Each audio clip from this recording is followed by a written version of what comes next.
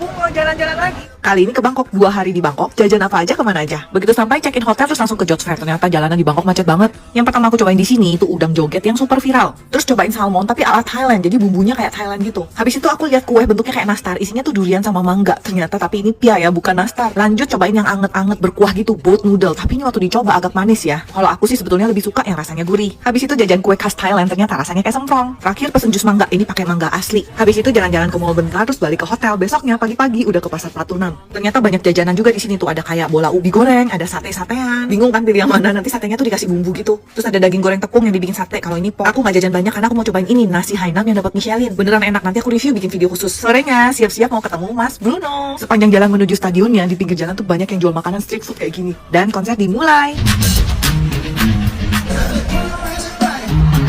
Seneng banget hari ini, tapi pulangnya macet banget. Jadi makannya kita pesen ojol makan di hotel.